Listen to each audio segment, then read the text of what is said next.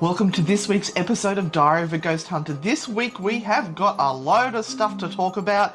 We are talking about the rescue of some ladies that were stranded.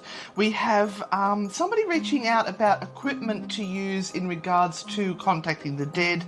We have the announcement of our next overseas trip, which you can come on with us, and a trauma that happened to moi.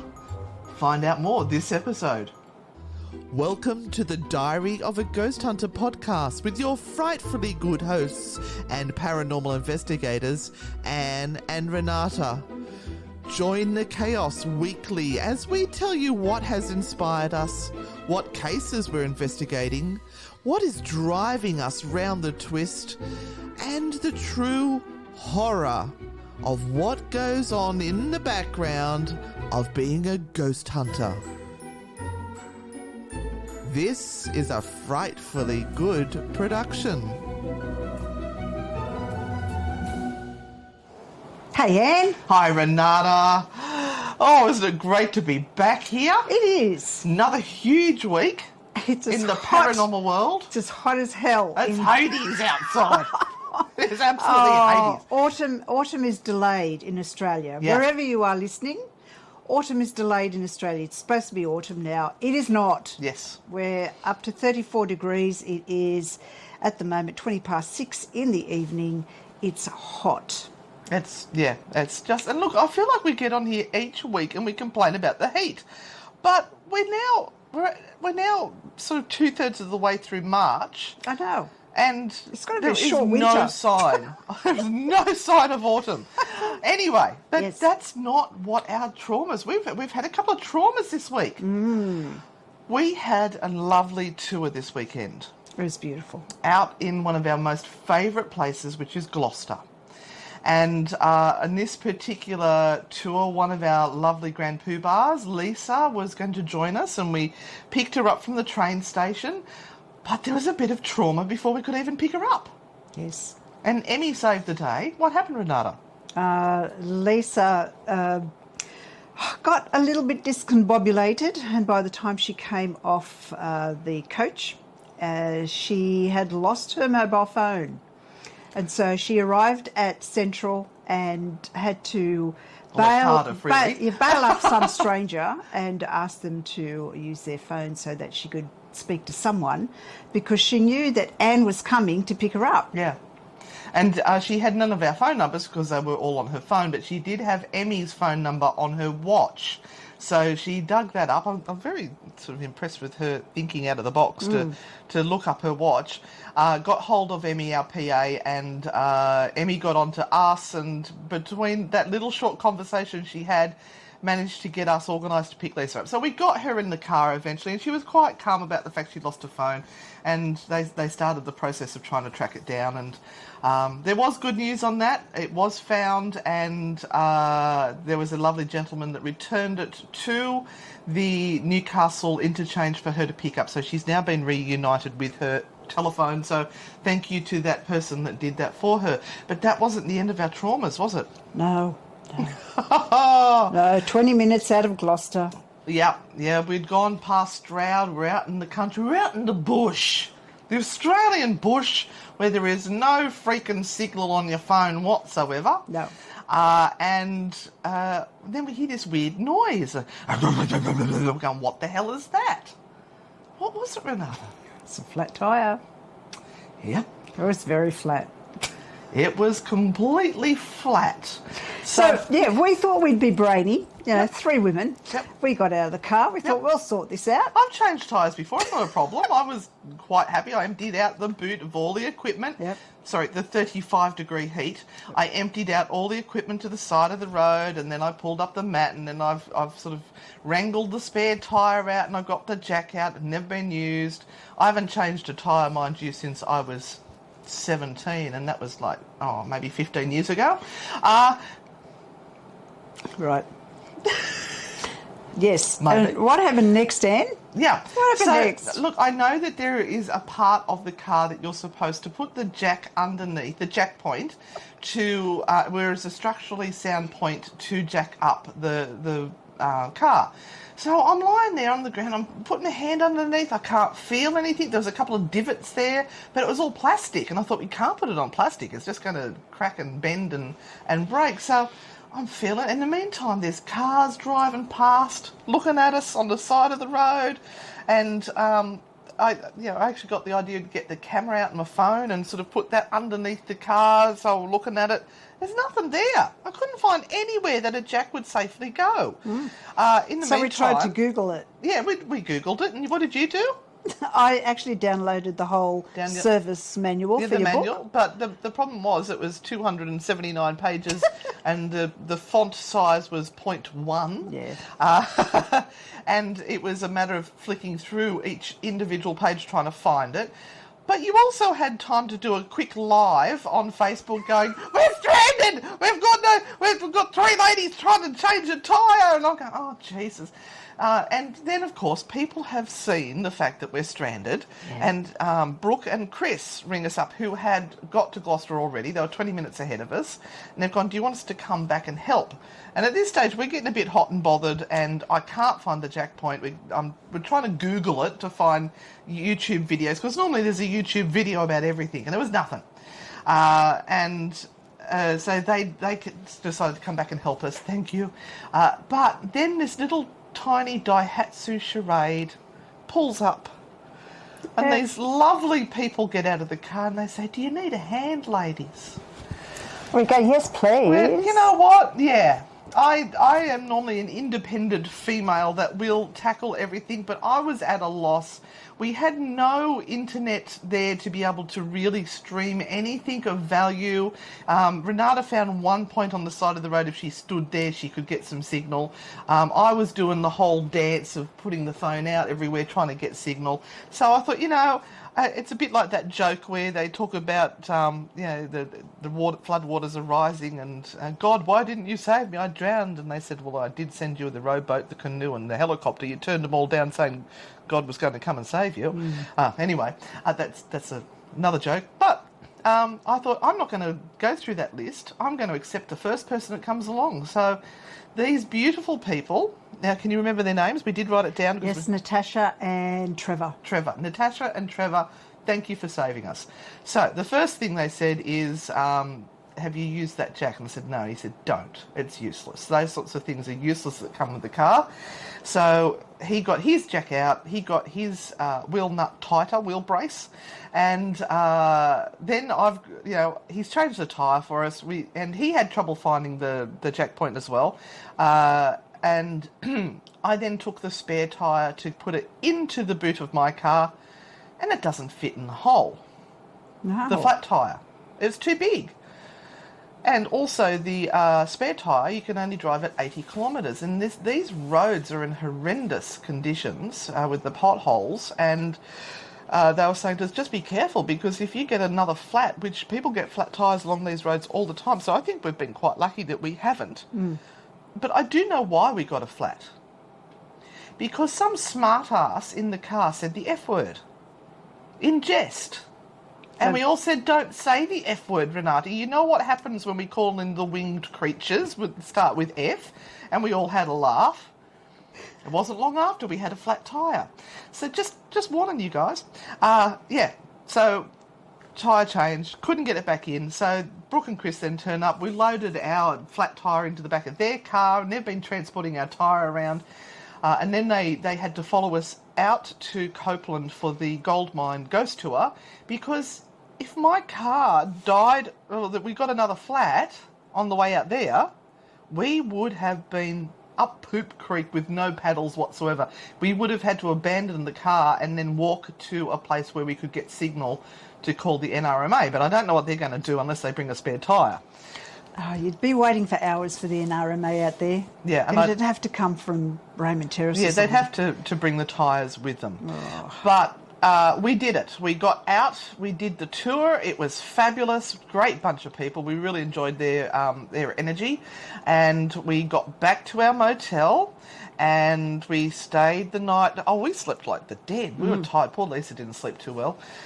But then the next morning, the truck started up that was parked next to us. I did hear it go. Did you hear it? No. You're out to it. I was out to it. They always put us in this spot in the motel where there are trucks. The truck drivers pull up to have a sleep for the night, and they're parking their whopping big semis in front of the motel room. So, yeah, I heard that go, but that was all right. And then we went and had breakfast at Roadie's like we normally do. And then we had to drive home at 80 k's. All the way, 150 kilometres, and we get onto the freeways as well where it is 110. So we were those people that were holding up all the traffic with Brooke and Chris following behind to make sure that we got there safely. And every now and then we'd have to pull over to the side of the road and let the stream of traffic go past. But we did it. And my car is safely home, as are we, and I will endeavour to get my tyres fixed tomorrow because that spare tyre scares me. I don't like the emergency tyre. It can't take a rough trot at all. Yeah, you're going to be hard-pressed to get anything else that's going to fit into that tyre bay, though. That's the only thing. We're going to have to put that spare tyre back into the spare tyre bay because there's nothing else that's going to fit. Yeah. It does the job, but it's still terrifying. Anyway, that's our lovely trauma for the weekend, but that there was other traumas as well, but we'll get to that. So we have a big announcement which we announced on St. Patrick's Day. What was it, Renata? Yes. So next year, 2024, St. Patrick's Day for us will be celebrated in Ireland. Woo-hoo! So we are going to be inviting you guys to come along and join us in Ireland in and around St. Patrick's Day for a ghost tour extravaganza, including some sacred sites. Tours. We should have tours or tours. Tours. Multiple. Yes, with paranormal investigations, sacred sites, sightseeing, lots of... It's not so much about St. Patrick, the Christianity side of things. No, we're looking just, more at the F word and and St. Bridget, side, the pagan side, and of course we're making sure that we hit up some of those famous sites. I don't think we can get into Loftus Hall again at this stage, but we're hoping to go into Leap Castle. Where are some of those? Muckross Abbey, which we went with Dave Schrader, and we went again. It was just amazing. And there's a few other well-known spots. So if you've got some interest for that, we're getting people to email to our PA. I'll have to find her email. I'll put it in the comments below if you're interested in wanting to come. We can only take 20 people, and I know we've got 13 expressions of interest already. That doesn't mean they're all going. It just means they're interested in going. So it will be for 10 days at least, and it will be around St. Patrick's Day next year. Yeah. So we're very excited to do that because our New Orleans one has sold out as well at the end of this year. So we had to come up with something else to offer our beautiful people. Now, I haven't even told you about this next point, Renata. I had a message via Ozparatech because I own and operate Ozparatech, which is Australia's largest online paranormal equipment store, ozparatech.com, and that's TECH. I had somebody reach out to me. I was a little confused by their message, saying that they have heard that the spirit boxes can only take, was it Duracell or something, batteries, and that they are very difficult to use, and she was thinking of getting one to contact her son. And there was a few little flags that went up there. Any good equipment will operate better, firstly, with decent batteries. If you buy cheap batteries, you get cheap batteries. If you've got a piece of equipment, and she had messaged me from the SB11, and I know that does need to have decent batteries because it has so many different functions. It draws more than the little spirit boxes. But I said to her, look, I'm worried about your want to contact your son. I don't know if this is the right thing for you because it's not a telephone to the other side and it's very experimental And if there are answers you are looking for or signs you are looking for from your son, I think you need to talk to him to yourself. In your mind, just talk to him and tell him everything you want him to know, and then maybe ask him to send you a sign to say that he has received that message. I don't think using a spirit box to try and contact him is going to be helpful to you in whatever this stage of grief is that you are in. And I also mentioned that maybe she should speak to a grief counsellor and explain to them what the situation is and how you want to reach out to him and talk to him, because I think sometimes people think, obviously with the comments she had made about the battery and the difficult to use, they weren't technically in the know-how on how to use equipment like this, and also wanted it to be an easy, quick fix to talk to her son. She didn't want anything difficult. I don't know how long ago her son passed. I don't know if it's recent or if it's old or what. But there is obviously unfinished business there, and I think experimental ghost hunting technology is not what she needs. I also mentioned that the best way to talk to him would be to approach a reputable medium, somebody that has very good reviews or comes highly recommended, because there are a lot of shonky ones out there who they're not trying to rip people off. They truly believe they've got a connection to the other side, but it's all ego, it's all in their head, and they're making crap up. So, Renata, did I do the right thing there? Yep. Is there anything else you could recommend? I think what would worry me about the whole SB11 issue is that if it, and I don't know how much experience this person has. Well, so but if I'm things studying we're in the saying, dark. I'd say that they don't. Is believing whatever messages come through, and if messages are misinterpreted, if there is anything that comes through that may be emotionally a little bit difficult or is misinterpreted as demonic or something, then that's just going to make the whole situation a lot worse. Yeah. So unless there's someone sitting there with her going, I've used this 1,000 times, let's work through it all together, then left to your own devices as you would with these items, you want to get out of it what you want to hear. You want to believe that you are connecting, in this case, with your son. You want to believe that that message that's coming through is for you.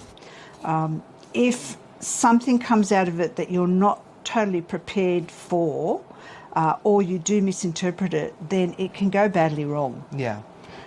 So this is one of those delicate situations where I probably would have said the same thing.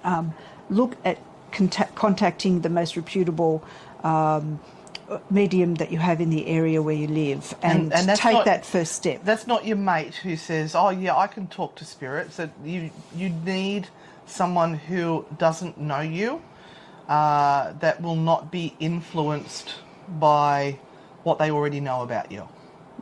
That has good testimonials. Yeah. I had another interesting experience today. When we were in Gloucester, I needed to go and get fuel for my car, so I popped around to the local service station there and filled up. And because my car is bright red, has ghosts all over it and a scene of a graveyard around the outside of it, also has the number plate ghosts. It sort of does have a tendency to stand out just a tad. So I had this lovely gentleman who was, he'd been motorbike riding in the countryside, and he was there with some of his mates. He's come over and said, oh, I just saw your car, wondering what that's all about. So I did the whole spiel about, Oz Paratech ghost hunting equipment, work with Newcastle Ghost Tours. We've been out here running an an experience at the gold mine under Frightfully Good, and we also have podcasts and rah rah rah. And he, oh, all right, do you do house cleanings and house cleansings? And I went, oh yeah, we can do that too. I would normally pass that over to Renata because she's the medium and she will be able to ascertain what's going on. Normally she just makes a phone call, has a little chat to you, and from there we'll determine what needs to happen. Oh, we've definitely got ghosts. Oh, okay. So, yeah, this happens, that happened. Not that I'm worried about it, he says. They don't frighten us, but there's all this stuff that goes on all the time. And I've, definitely got ghosts. I've had the place cleansed 3 times and nothing's happened. I went, did you ever consider that maybe it's not the ghost? Maybe it's you?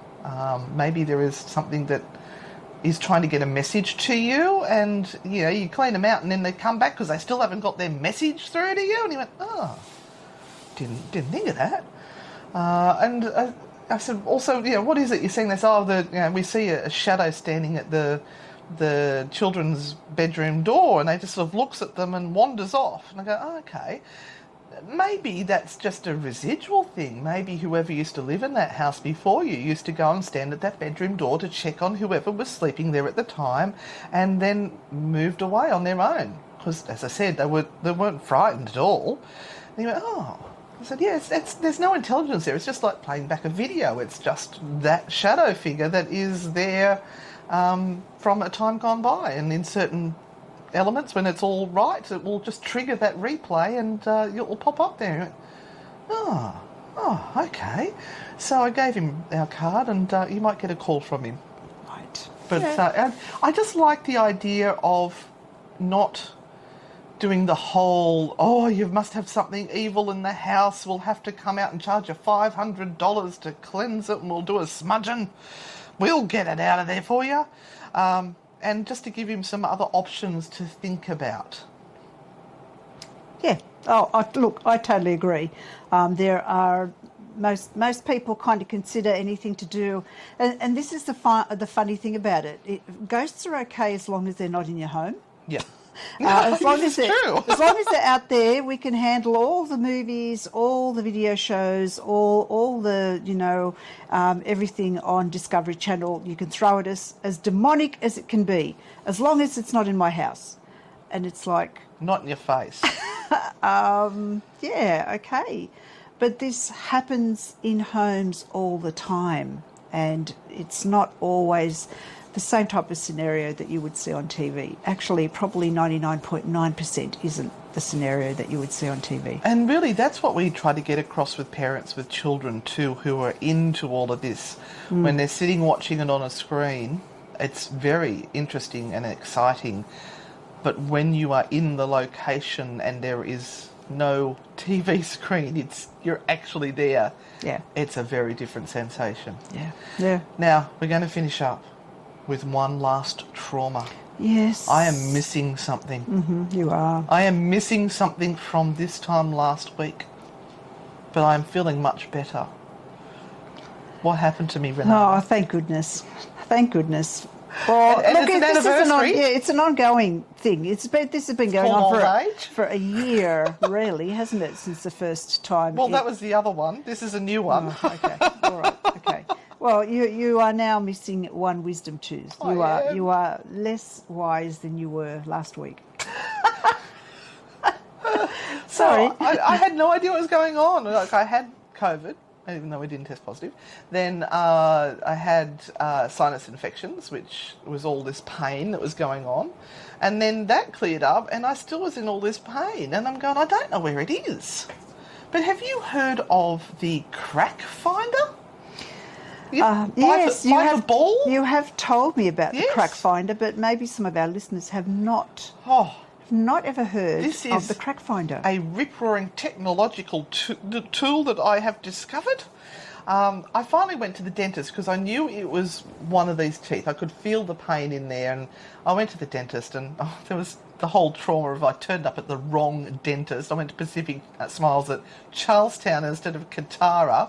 I was in that much pain, and got in there, and she's gone, all right, well, we'll see you and we'll work out what's happening. And they've got this long sort of curved stick, like a toothbrush but curved, and on the end of it, it's about a centimetre big, is a ball, a hard plastic ball. And what you do is the dentist places it in between teeth and says, bite. So you bite. Okay, do you feel anything? No. Okay, let's move it. Move it. Bite. Nothing. Okay, move it again. Bite. Ah, there it is. They found it, just like that. Then they did the tap tooth test. Oh, God. They had tapping on the teeth. Ouch. And they went around everyone except the last one, and then we got to the last one and I nearly hit her. But we worked out what it was. I had a huge abscess underneath my wisdom tooth and it had to get pulled, and that was not nice. And I've been a very, very sore princess for a couple of days, but I've come good today. That's good. Yes, I had toast for breakfast. Finally. Oh, delicious. All right, what have we got coming up this week? We've got a few more tours at the end of the week. We have some issues we have to sort of just clear up during the week with regard to some upcoming events and how things are going to look in the future for certain events. We're finding with some of the places that we are hiring out that the costs of these places are just getting astronomical. Yeah. And the problem is that we can't charge people much more, if anything, because they won't pay it to come on tours. and one of them has more than doubled. So when you're looking at hiring a site and it's crawling up to over $1,000, and we do have certain sites that we pay well over $1,000 to hire. We have to sort of look at how many people we're taking on a tour and whether it's actually worthwhile doing. Because the other option is to take more people on the tour, but then it gives the people that are on the tour less of a personal experience. And we pride ourselves on having the smaller groups to give people that better experience, because there's nothing worse than being 20 people and you're trying to listen out for a ghost and somebody next to you is going you just want to slap them. Oh, but some of the sites don't even allow you to put that many people in a room in comfort.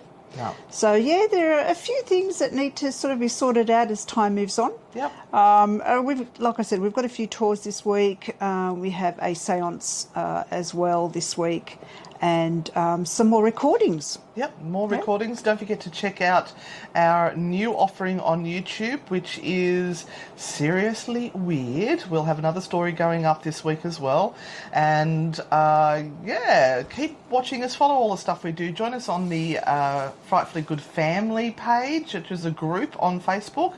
There's the True Hauntings page, there's the Anne and Renata Frightfully Good page, there's Oz Paratech, Newcastle Ghost Tours. There is so much that you can join in on the shenanigans with us. We're prepping finally for the trip to the UK, and we may be hiring another really cool place, but we've got to crunch some numbers and see if we can make it work. Yeah, but thank you for joining us for this week's episode. Share it around. If you'd like to leave a review, we'd really appreciate it. I would like to try and build the numbers up. And if you leave a review for us on iTunes or Spotify or wherever it is that you listen, that lets that platform know that people like what we're providing and will then share it around for others to listen. So we've got to head off now to go and do our Spooky Sundays radio show. But guys, we'll see you when? No, we can't say it. Be frightfully good. Yeah. And see you on the dark side. On the dark side. Yes. That one we can say. Bye, everyone. Bye.